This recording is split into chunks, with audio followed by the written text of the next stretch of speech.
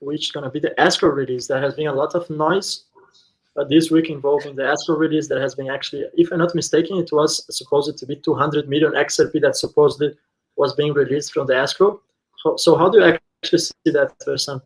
First of all, I love how you said the escrow noise, because that's what it is. Noise. It's always fucking noise. You know, from this, it's crazy. I've never seen more noise in the XRP community than ever, but let's talk about it then. Okay, so first of all, I think it's important to acknowledge what is the XRP escrow first, right? The XRP escrow, many people are not aware, it is a mechanism implemented by Ripple, the company behind XRP, to manage the supply of XRP tokens. So in simple terms, basically the escrow works by locking up large amounts of XRP through smart contracts, with a portion of it being released at regular intervals over a predetermined period of time. And let's explain why Ripple strategically does this. And I say strategically because it is done strategically. And I'll explain that in a second. They release it strategically, contrary to the misconception what other people say. And I've seen so many comments already on this from my Twitter, that it's aiming to flood the market and reduce the price, which is not true.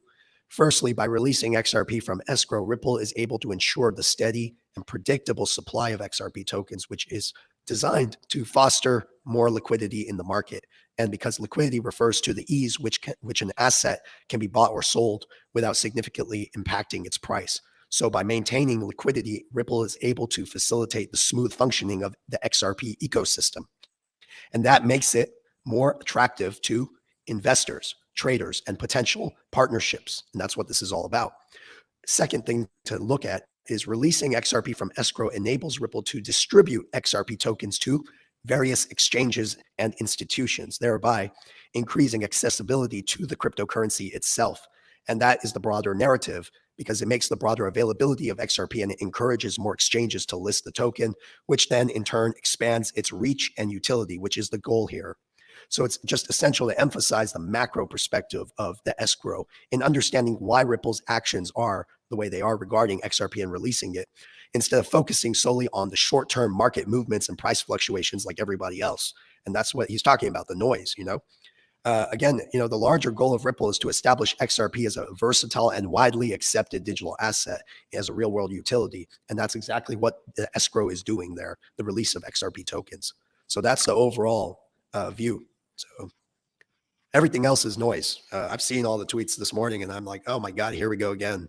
Yeah, and there's so much noise. They sometimes go around discussing topics that they have absolutely no sense, and they just go around this topic that has no sense. Just like the same thing they say, what if David Schwartz say that they will burn the escrow, which is something that will never happen in the first place. I mean, the escrow is there for an essential reason. You don't see the same thing happening to other assets. There is a very important reason why there is around 50 billion XRP on escrow. It's virtually half of the supply. This is just my personal speculation. I cannot really provide with any proofs of what I'm going to say, but it's just my personal speculation. Don't take that as facts. But just think for a second, if the XRP that's actually escrowed already belongs to someone, well, for sure it belongs to Ripple, and that makes it impossible for anyone else to burn the escrow. It's just like you're going to burn someone else's wealth, which that's exactly what it is. That's why the theory that the escrow can be burned will never happen. Even if the validators come together and try to burn the escrow, Ripple would never accept that, and they have no way to actually go ahead. XRP would become